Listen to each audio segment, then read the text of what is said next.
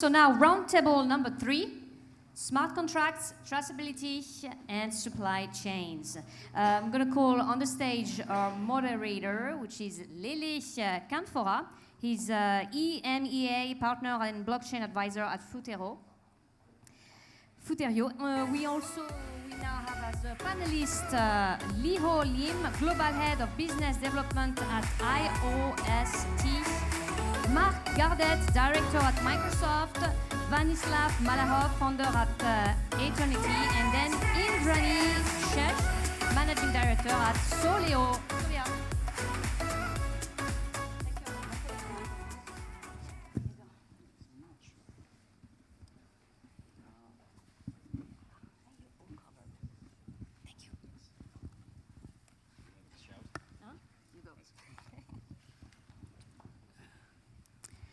Hello. Hi, everyone. Very happy to be here. I unfortunately don't see so much on the stage, but I assume you're all looking fantastic and you're having a great time. The panels so far were pretty intense, and they touched a lot of the topics that I care a lot about. I come from Berlin, and Berlin is by far one of the best cities in Europe when it's about blockchain and crypto. Big difference, of course, when you have a conference in Berlin. The venues usually are Berlin style, so you see exposed concrete and naked pipes and everything, and here you have this beautiful place. They're going to be offered champagne, so you guys definitely know how to do conference. I had a friend yesterday asking me, "Hey, Lele, do you know where the venue is?" And I replied, "You mean the palace, not the venue." So talking about that, I am Lele. I am a crypto advisor and consultant, and I also partner in Futerio, where we help Asian company connect to the European ecosystem and European company connect to the Asian ecosystem. Lots of POC, we're corporates, some of them in supply chain. So today we're talking about smart contract, traceability, and supply chain, or for short, the supply blockchain.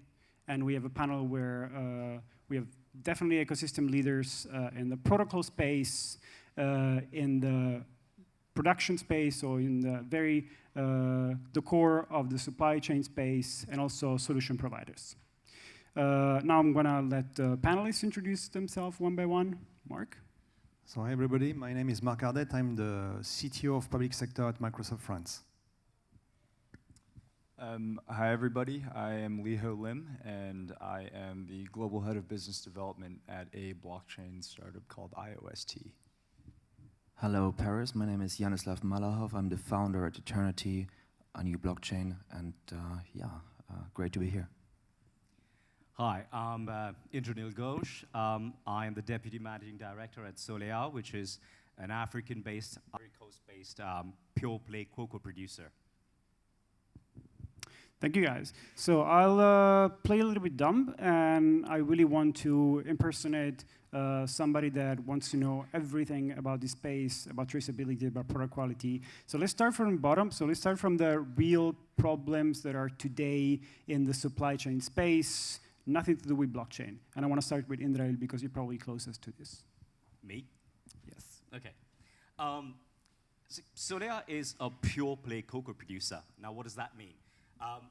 The chocolate industry is a $100 billion industry annually. And the image that we have often with chocolate is a refined image.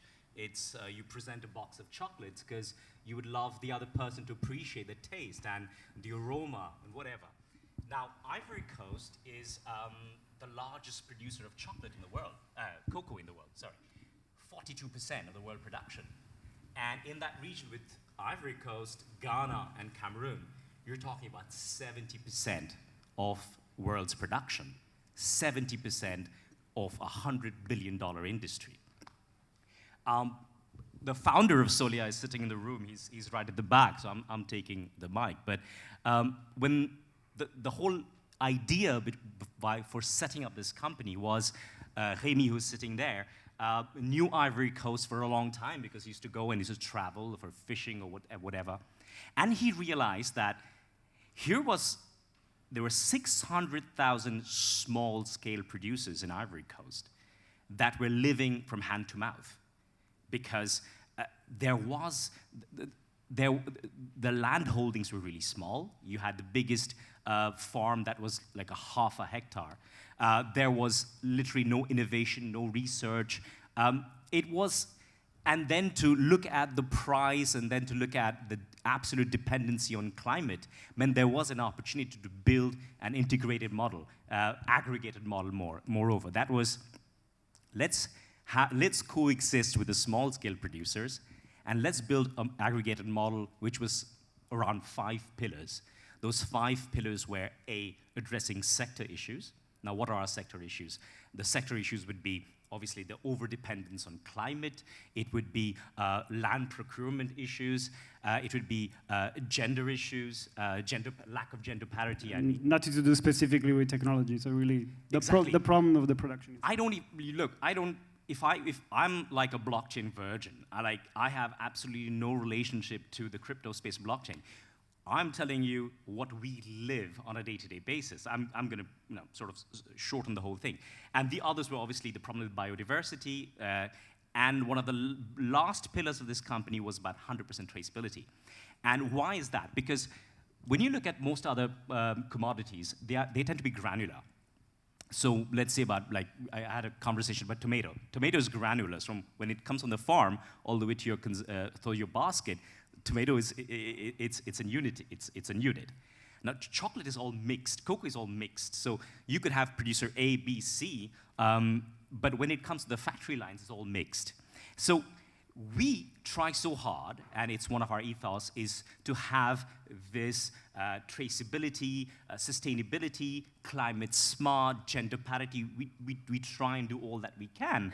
But when our cocoa comes to the factory lines, it gets mixed with the other cocos that's produced. And so your chocolate bar that comes to you with a green label, I look at you in your eyes and say, that green label is nobody in the world who can say that green label has no child labor, has no wrongful phytosanitary product involved in it. So you touch traceability as one of the key problems in the market. Absolutely, it's the biggest issue for us. And as a business case, that's what we're telling we're looking at all kinds of innovation, and we're always open to innovation, and we're looking at blockchain today saying, how can we look in the customer's eyes, the end customer, saying, when you buy your chocolate bar, it is absolutely clean, and you can verify UTZ certified. Yeah. It's a very interesting case studies, and by the way, I think Nestlé Italy is developing a POC to do what you are saying, that I can trust end-to-end traceability to guarantee that this famous chocolate bar has a lot of guarantee, eco-responsible, etc., etc. So they're using blockchain to provide end-to-end traceability for the chocolate bar. We need sector participation. Nestlé Italy is doing a POC in that direction right now. And I mean, especially in that regard, you look at blockchain, you have transparency, immutability, secure asset, untemperable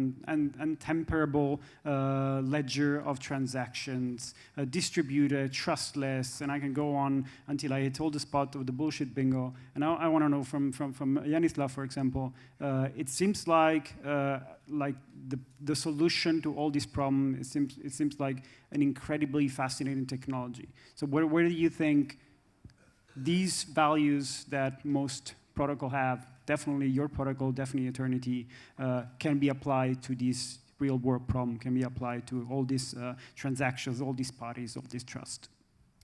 Yeah, so I totally agree with Indranil, I hope. Indranil, I hope. Yes, great.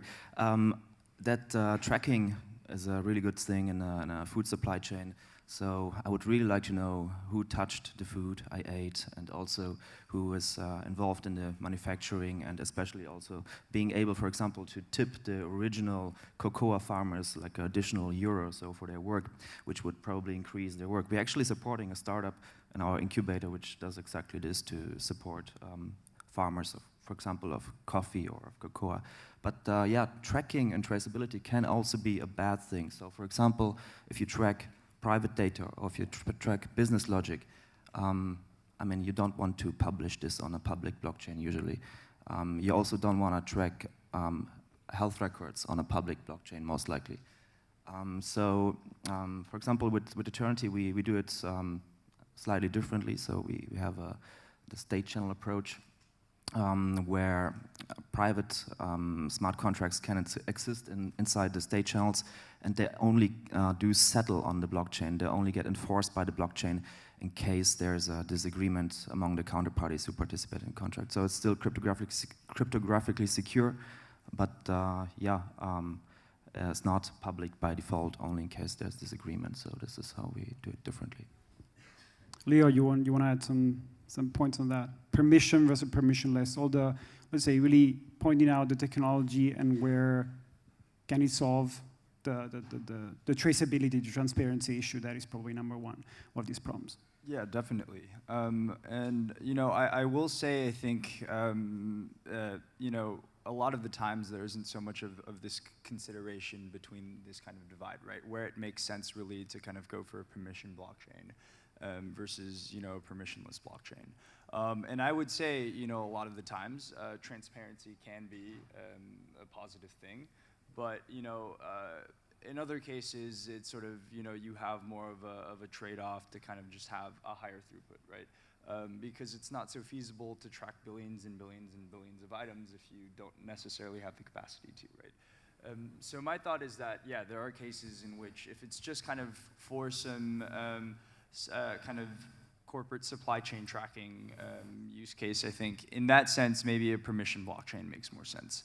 I guess with IOST for us, what we were thinking was more along the lines of particular social enterprises, right? So if you say, for example, a case in point, Tom's Shoes, right? If they, their entire mission statement is kind of, the transparency is actually an aspect that's very important, right? So when they say, for every pair that you purchase, we are going to donate a pair, I think that's when sort of the transparency is sort of, kind of at a higher precedent. And maybe this is kind of a use case that makes much more sense on a public blockchain. And so those are sort of more of the use cases that we have been kind of targeting because, to this social enterprise mission, we think that there is more of a precedent to kind of target a public blockchain. Now, you can maybe to address a kind of ambiguity, because in the previous session, I think it was Fabian tried to kind of describe two models for blockchain, the public and the private, saying that the only public can guarantee the trust we need, and the private blockchain is like a database, which I kind of agree of. But it is a very important point. It's most of the supply chain scenarios and traceability I've seen in that space are what we call consortium blockchains. And the trust comes from the fact that it's not easy to form a consortium, but if I take an example, maybe outside the supply chain, I will give a lot of supply chain example, but in the bank area, we have IC3, which we do know your customer on a wide, on real life customer. They deploy 39 nodes of blockchain among 39 banks on 20 countries, different countries, and the trust comes the fact that they are all competitors or different trust domain, and they maintain the nodes. So it's enough to guarantee trust across trust boundaries without having to go to a public chain. Because in the case of supply chain, we need potentially a lot of think about the pharmaceutical supply chain. When you doing a track and trace with IoT or monitoring the packaging condition, cold chain, etc., you need potentially a lot of transactions. And you need also to maintain not anonymous, but in contrary, the privacy of some transactions. So nothing has to be published even among the participants. So you need to guarantee a level of privacy, for example, that only the two participants of a transaction can see what's going on in that particular transaction. That's privacy, scalability, how to manage a permission. This is characteristic of what I call enterprise blockchain, which cannot be addressed today with the public blockchain. Maybe you guys want to chip in and maybe be a little bit controversial. Can you still call it a blockchain if it fits all these boxes and transactions are undisclosed or disclosed only between two parties? There's probably a lot of off-chain data. Can you still call it a blockchain? So, I mean, the original definition of a blockchain is done by Satoshi Nakamoto, and it's definitely a blockchain with tokens and with mining. So this, I need to really stress on this. It's very important. There have been projects which call themselves blockchains without having any tokens, without having mining. I think, seriously, I think they're a joke, but this is a different thing. So again, when we have so-called private blockchains and public blockchains, I often compare it with the Ethernet, intranet and the internet. So there's definitely use for intranet, so for a private internet kind of.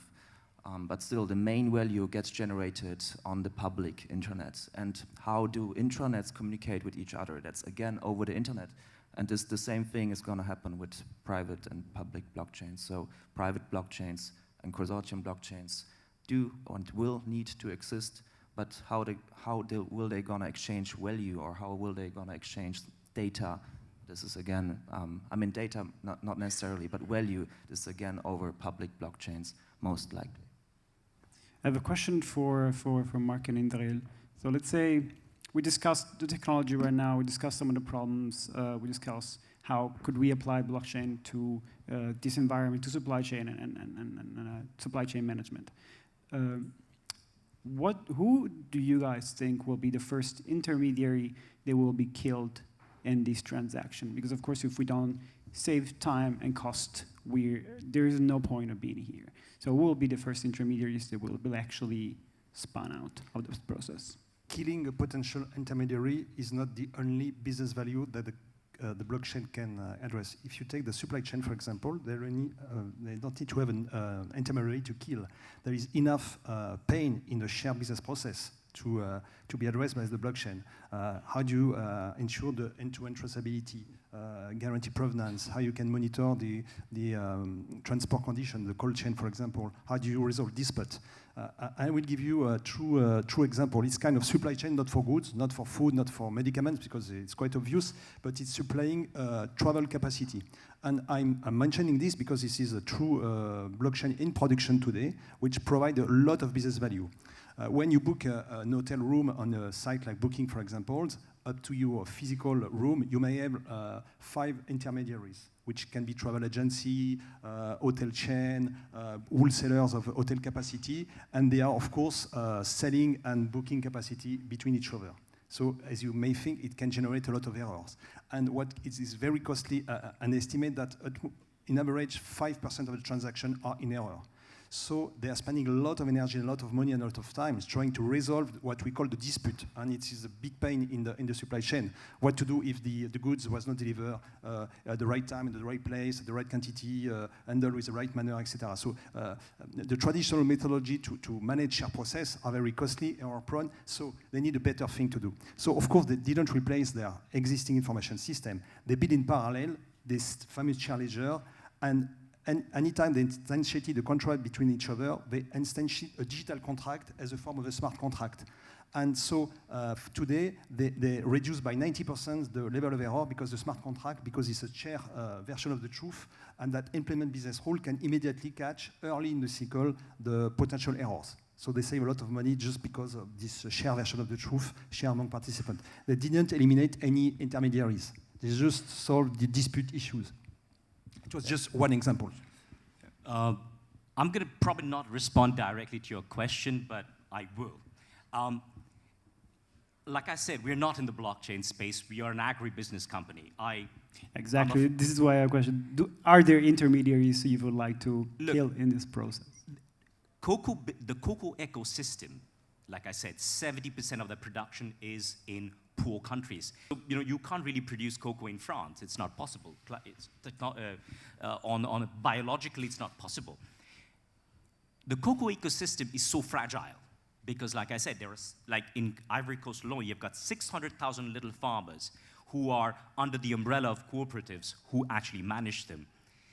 Everything that we do, whether it be technology, whether it be investments, whether it be any kind of regulatory changes in the cocoa sector, we cannot afford to kill or deprive one single intermediary, because all these intermediaries, they are not developers, they are not financiers, they are farmers, and they're living from hand to mouth. So in our company, whatever we do, whether it be paying people better, whether it be hiring more women, building healthcare centers, whatever, everything is done with an inclusive approach. If we make money, that's great, but everybody should have the share of it. So if tomorrow blockchain is a solution for the cocoa sector in terms of better traceability, in terms of more customer confidence. If you guys are willing to pay 50 cents more on your chocolate bar because you think that chocolate bar is truly,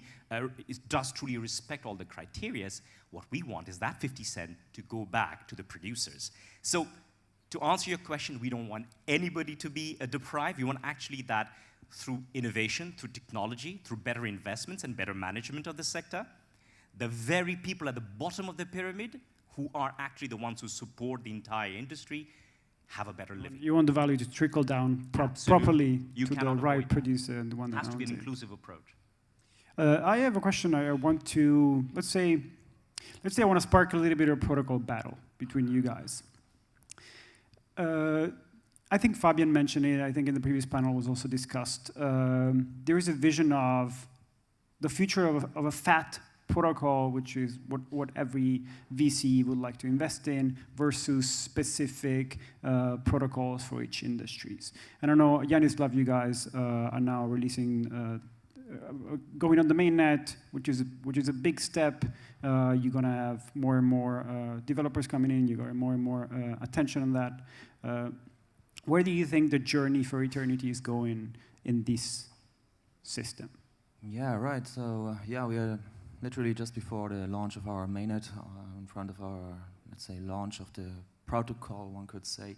And I mean, I think generally what's all the ecosystem is moving into the direction is that everybody, every person, and also every connected device will have its own cryptographic identity and will be able to exchange value with each other. So this is generally where the trend is heading. And yeah, scalability is one of the things which we want to solve, and still being able to yeah, have smart contract logic in humongous amount of transactions. So and on a global scale. So generally, everybody will be having a cryptographic identity in the future, and also the world is kind of like moving closer together. So early on the panel, there was somebody complaining that it's not possible to get a bank account in France. It's kind of also great that you need to think more, let's say, supranational. It's not anymore about national countries so much. It's about our planet as a whole, and blockchain technology will be the foundation of a new digital era for humanity. Leeho, you want to add something? Yeah, definitely. And I think when we kind of just think about this whole fat protocol thesis, you know, I think we've seen sort of kind of empirically, right, that you know, this is kind of a very feasible possibility, right? And to kind of elaborate that it's sort of this winner-take-all, right? But what I don't think should be discounted, right, is kind of as Yanislav had mentioned, that there are going to exist sort of these intranet ecosystems within sort of this broader ecosystem, right? It's kind of like you think of this Venn diagram, and you have like sort of this big Venn diagram and sort of like smaller Venn diagrams within the big Venn diagram. You know, insofar as that you'll have sort of one main infrastructure, you'll have these more niche infrastructures, and then, you know, it'll kind of be the main infrastructure bridging the niche infrastructures, right? And so in that sense, you know, I do think that it is kind of, at least, and sort of the shared thought amongst everybody at IOST is that it is going to be this ecosystem where you try to win, you know, as many developers as you can onto your platform, right? And currently, I guess it is undeniable that that the current winner is Ethereum, right? But you know, once again, for this adoption, there are many questions to be addressed, right? Such as you mentioned, blockchain. If we do want to make it something that is global, right, and is used by, you know, in some mass corporate adopted setting, right? Talk slowly. Oh, sorry. It has to be something that is, it has to be something that's scalable. And that's something that blockchain doesn't have. I think that is a huge inhibitor to a lot of corporates that are trying to develop blockchain or incorporate some sort of blockchain solution. I guess to kind of, not to ramble so long, I guess, you know, with Ethereum, very recently there was this one game called FOMO 3D. And without kind of going into sort of the specifics of this game has, has around sort of 5-digit, maybe 20,000, 30,000 monthly active users. And this game, because it has been popular in very recent weeks, has caused the entire Ethereum network to sort of backlog, right? To kind of give some personal disclosure, there is a small chunk of our salaries that is paid out in Ethereum, and that because of this this one game, it took us a few hours, and then we had to sort of up our sort of the fee that we were willing to pay to transact and receive our compensation. And the thing is that that's not so feasible. If one game is able to kind of create that sort of backlog, how is every single corporate going to kind of jump onto one chain? And so when thinking about sort of going to the holistic picture, I think it is a winner-take-all system, but it is a winner-take-all, and this winner particularly has to be able to provide an infrastructure that is usable, right, and that is scalable. I disagree. I disagree because I love that. It would be really bad for us as a planet to have just one single blockchain, one technology which everything is based on. So I've my background is technology, and I know that there's no such thing like 100% security, and we want to have alternatives. There must be alternatives for the sake of our world. And I completely agree, right? I think in sort of this idyllic way, it would be fantastic, and I think I don't doubt that either, right? And when we talk about security, I also agree with you insofar as there is nothing that because you will always have some adversary that is trying to sort of like stress test your blockchain in some way, right? So there will be no perfectly secure sort of system, right? It's always kind of this racing battle.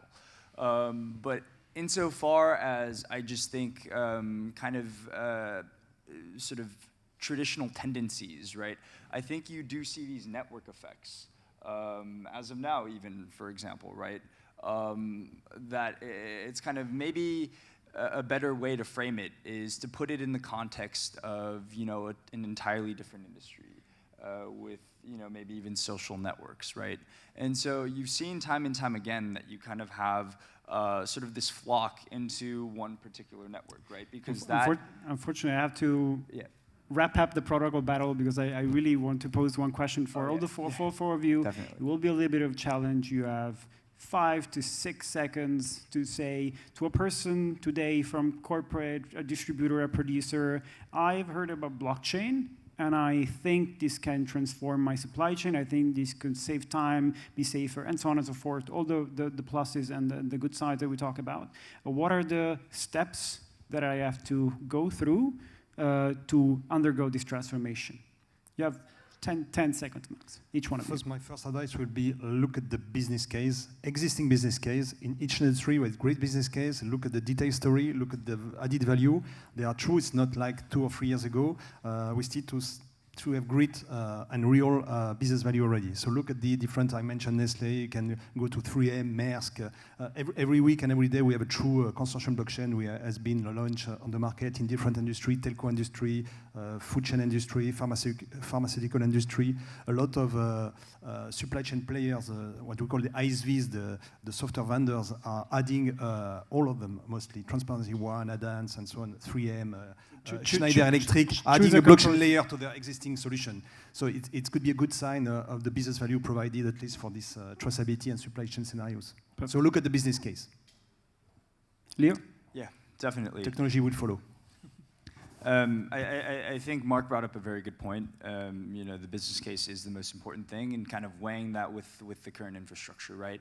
And to be completely feasible, if the current infrastructure is not able to support your business case, maybe it actually, you could either wait, which I think is a very feasible option, or possibly, well, I guess that would really be kind of the only solution, and wait until there is something that matches your business case on the tech side. Yanislav?